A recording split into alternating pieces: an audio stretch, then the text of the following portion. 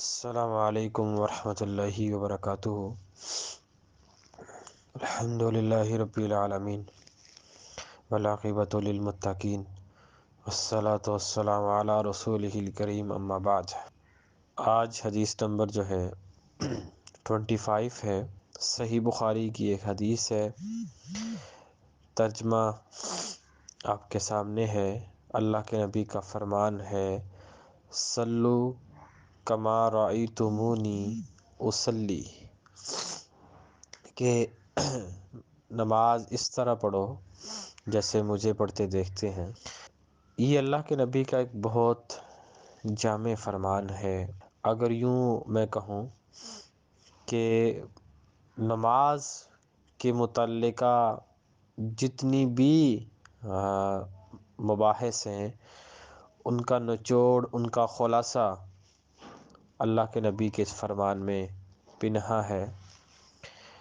میں کچھ معذرت چاہوں گا طبیعت ناسازی کی وجہ سے، کچھ چیزیں ایگزام کی وجہ سے تاخیر ہوتی ہیں، تو اس حوالے سے بھی میں نے پیش کی معذرت کی تھی۔ عدم وقت اور کثرت مصروفیت کی وجہ سے ہو جاتا ہے۔ اللہ ہمارے وقتوں کو بابرکت بنا دے۔ تو یہ اللہ کے نبی کا فرمان ہے، صلو کما رأیتمونی اصلی۔ اب اس میں جو صلاۃ کا لفظ استعمال ہوا ہے، صلی یصلی، یہ اس سے صلو فعل امر کا صیغہ ہے۔ تو اللہ کے نبی نے حکم دیا ہے امت کو کہ نماز اس طرح پڑھو جس طرح میں پڑھتا ہوں اور آپ دیکھتے ہو۔ اب سب سے تو پہلی بات یہ ذہن میں ہونی چاہیے کہ صلاۃ کا معنی کیا ہے۔ اس میں بہت سے باطل نظریات نے بھی جنم لیا اور راستہ بنانے کی کوشش کی، لیکن اللہ کا شکر ہے، علماء اور جو دین کو سمجھنے والے اسکالرز ہیں، انہوں نے اس چیز کا دفاع کیا۔ صلاۃ کے کئی معنی جو ہیں وہ قرآن میں بھی اور حدیث مبارکہ میں استعمال ہوئے ہیں۔ جو مشہور چند معانی ہیں وہ ذکر کر دیتا ہوں۔ صلاۃ کا ایک معنی تو دعا بھی ہے، اور صلاۃ کا ایک معنی جو ہے وہ رحمت بھی ہے، اور صلاۃ کا ایک معنی نماز بھی ہے۔ اب قرآن میں اور حدیث میں بہت سے ایسے الفاظ استعمال ہوئے ہیں جو ذو معنی ہیں، یعنی کہ کئی معنی رکھتے ہیں۔ یہ عربی زبان کی فصاحت و بلاغت کی ایک دلیل ہے کہ اس کے اندر ایک ہی لفظ کئی معنی جو ہیں وہ اپنے اندر سمیٹتا ہے۔ تو جب ایک لفظ مختلف معانی کا متحمل ہو تو اس صورت میں ایگزیکٹ کسی ایک معنی کو اس کی تعیین کرنا، اس کو مینشن کرنا، یہ تب ہوتا ہے جب ہم اس لفظ کے پہلے والی کلام اور اس لفظ کے بعد والی کلام کو پڑھتے ہیں، بات کو پڑھتے ہیں، تو پھر ہمیں پتہ چلتا ہے کہ یہاں پہ کون سا معنی مراد لیا جائے گا۔ تو اب یہ حدیث ہے، اس میں صلو کما رأیتمونی اصلی کہا ہے، تو اس حدیث کا پہلا کلام اور بعد کا کلام تو یہ بتا رہا ہے کہ اس سے مراد نماز والا معنی مراد لیا جائے گا۔ یہاں پہ دعا، رحمت، کوئی درود، یہ معنی مراد نہیں لیا جائے گا۔ پہلی بات تو یہ ہے۔ اب دوسری بات یہ ہے کہ اللہ کے نبی نے کہا صلو کما رأیتمونی اصلی۔ دوسری بات یہ سمجھ آتی ہے کہ ہمیں سنت کے مطابق نماز پڑھنا ضروری ہے، کیونکہ یہ فعل امر ہے، تو الامر للوجوب، یہ اصول فقہ کا قاعدہ ہے، الامر للوجوب، امر جو ہے وہ وجوب کے لیے ہوتا ہے۔ تو سنت کے مطابق نماز پڑھنا واجب ہے، ضروری ہے۔ اگر کوئی سنت کے مطابق نماز نہیں پڑھتا تو ہم یہی کہہ سکتے ہیں کہ جو اللہ کے ہاں نماز قبول ہوتی ہے وہ سنت والی ہے، جو سنت والی نماز ہے وہ اللہ کے ہاں قابل قبول نہیں ہے۔ دوسری بات تو ہمیں یہ سمجھ آتی ہے۔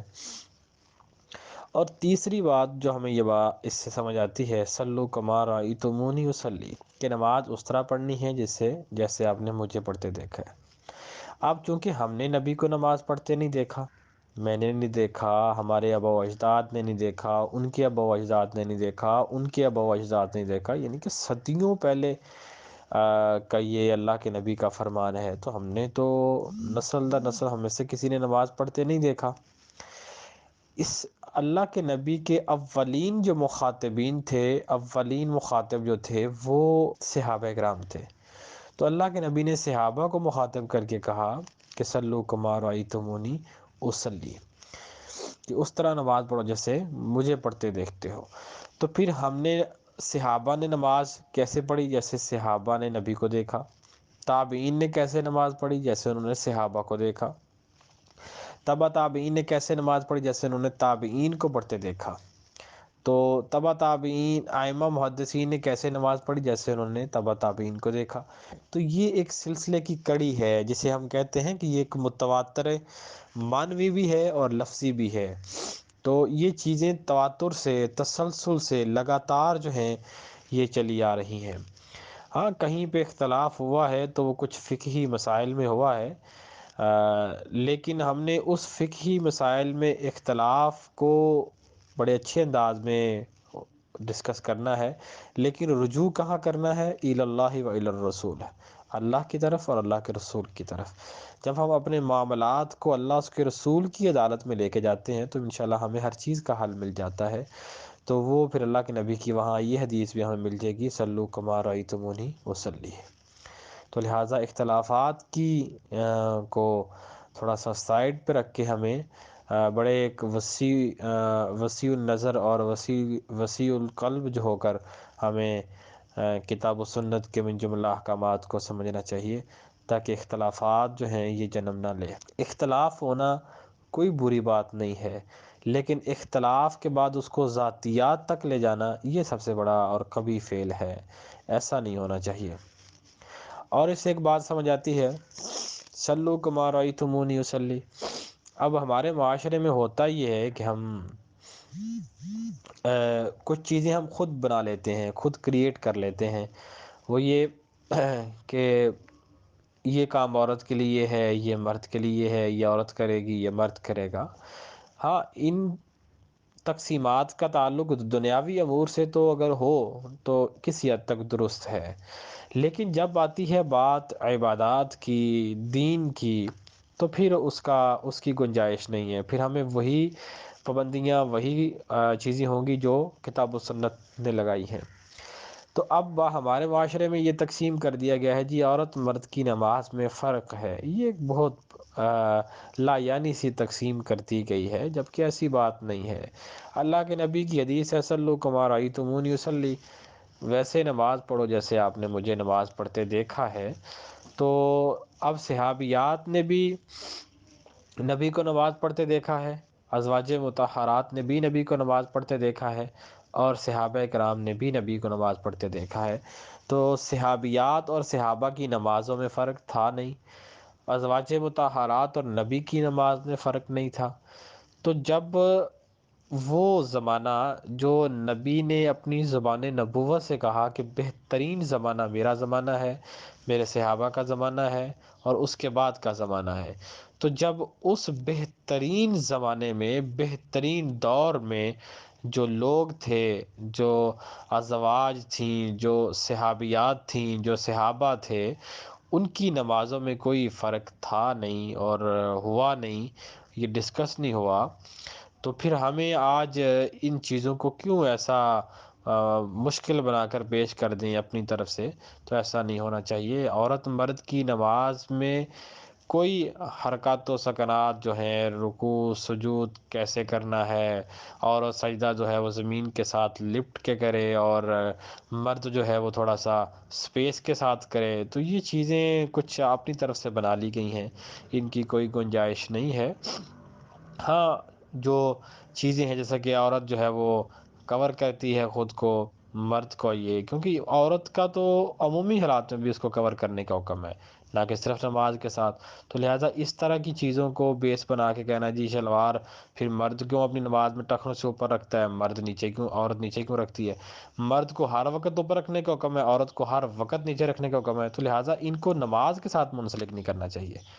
تو یہ ایسی کوئی دلائل نہیں ہے جسے ہم بیس بنا کے کہیں۔ تو باقی سلو کما رأیتمونی اصلی، ویسے ہی نماز پڑھی جائے گی، وہی دعائیں کی جائیں گی، وہی دعائیں پڑھی جائیں گی، طریقہ وہی ہوگا جیسے جیسے ہمارے نبی نے کیا ہے۔ تو نبی نے کیسے کیا ہے، نبی کی نماز کیسی تھی، اس کے لیے صحیح نماز نبوی کے نام سے اردو میں کتاب ہے، اس کو پڑھیں، انشاءاللہ نبی کی نماز کا کمپلیٹ طریقہ جو ہے وہ ہمیں مل جائے گا۔ اللہ ہمیں صحیح معنوں میں نماز سنت کے مطابق 5 وقت جو ہے وہ ہمیں ادا کرنے کی اللہ توفیق عطا فرمائے۔